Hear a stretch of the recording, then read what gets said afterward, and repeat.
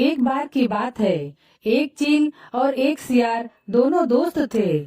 चीलो और सियार दोनों नर्मदा नदी के किनारे पाकड़ के पेड़ के नीचे रहते थे।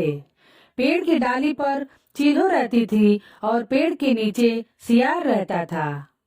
दोनों अपना जीवन जी रहे थे। एक दिन दोनों ने देखा कि नर्मदा नदी के तट पर बहुत सी महिला स्नान और पूजा पाठ कर रही थी और सब महिला जितिया व्रत के बारे में बात कर रही थी। यह संतान के लिए, उनकी लंबी उम्र और खुशहाल के लिए व्रत करने के बारे में बात कर रही थी। चीलो और सियार यह दृश्य देखकर चकित हो गए और दोनों ने विचार किया कि यह व्रत हम भी करेंगे। हम इंसान नहीं है तो क्या हुआ, लेकिन संतान तो हमारे भी हैं। फिर नदी के किनारे चीलो सियार गए। फिर दोनों ने स्नान किया। जो वहाँ पे महिलाएं पूजा पाठ करके सभी सामान छोड़कर चली गई थी, उन दोनों ने बैठ के वहाँ पे पूजा पाठ किया। उसी बीच उसी गांव में एक तेली का बच्चा मर गया, तो उसके परिजन रात में उसका अंतिम संस्कार करने चले गए। यह दृश्य दोनों देख रहे थे। चीलो ने तो पूरी श्रद्धा से जितिया व्रत किया, लेकिन सियार मीट देखकर अपने आप को रोक नहीं सकी। वह चीलो को सोने के बाद अपने जितिया व्रत को भंग कर दी। सियार ने अपने मुंह में नदी का पानी भर भर के जलती चिता की आग को बुझा दिया और पूरा मांस खा गया। जो मांस बचा उसको पेड़ के नीचे आकर रख लिया, जिसे वह सुबह खा सके। यह सब दृश्य पेड़ पर बैठी चीलो देख रही थी। सुबह हुआ, दोनों ने व्रत खोला और फिर अपने अपने दैनिक जीवन जी रहे थे। कुछ दिन बाद चीलो सियार की मृत्यु हो गई।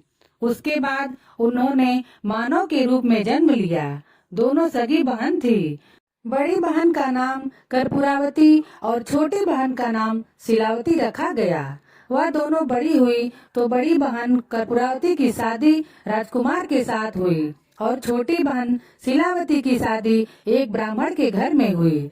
दोनों बहन को 7 पुत्र हुए।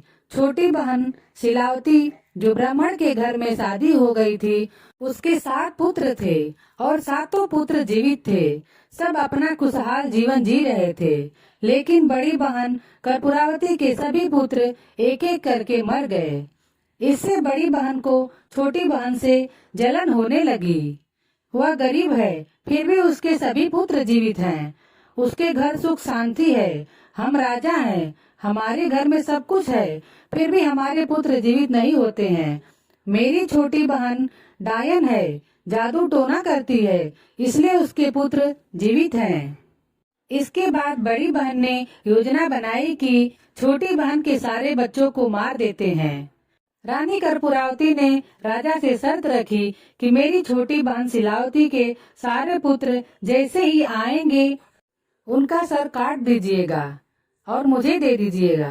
राजा मना भी किए, लेकिन रानी का शर्त मानना ही पड़ा।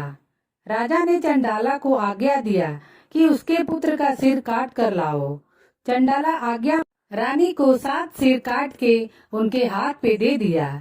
इसके बाद रानी ने लाल कपड़े में सभी बच्चों के मुंड को लपेटकर डाली में रखकर अपनी बहन के घर भेज दिया। जब शिलावती और बहू ने व्रत खोला तो उन्होंने कहा कि मेरी बड़ी बहन के यहाँ से सामान आया था, देखो उसमें क्या है। वो रानी है, बहुत कुछ उपहार भेजी होगी। जब डाली में देखी तो उसमें नारियल थे। जी मुतवाहन भगवान सारे कटे मुंड को नारियल बना देते हैं। उधर रानी प्रतीक्षा कर रही थी कि मेरी बहन के यहाँ से कोई दुख भरा समाचार आएगा तो ये सुन वो बहुत खुश होगी कि अब छोटी बहन के भी कोई पुत्र नहीं है। उसने जब यह समाचार नहीं सुना तो उसके बारे में राजा को बताया। इस पर राजा कहते हैं कि तुम्हारे कर्म बुरे हैं, इसलिए शिलावती के सभी पुत्र जीवित लौटकर मुंड नारियल बन। अगले वर्ष बड़ी बहन ने छोटी बहन से कहा कि तुम मेरे यहाँ आकर व्रत करो, क्योंकि तुम्हारे सारे पुत्र जीवित हैं और मेरे क्यों नहीं। इसके बाद शिलावती ने पूर्व जन्म की घटना सुना दी। उसको बताया कि पिछले जन्म में तुम सियार थी, तब हम दोनों ने व्रत किया, लेकिन तुमने अपना व्रत भंग कर दिया। अपने बारे में बताया कि मैं चिल्हो थी और जितिया का व्रत पूरे मन से, पूरे श्रद्धा से की थी, तो इसीलिए इस जन्म में मेरे पुत्र जीवित हैं। इसलिए जितिया व्रत बहुत भारी माना जाता है। जो भी महिला करती है वो भंग नहीं करती और अष्टमी को बिना पानी व्रत रखती हैं और नवमी को खोलती हैं।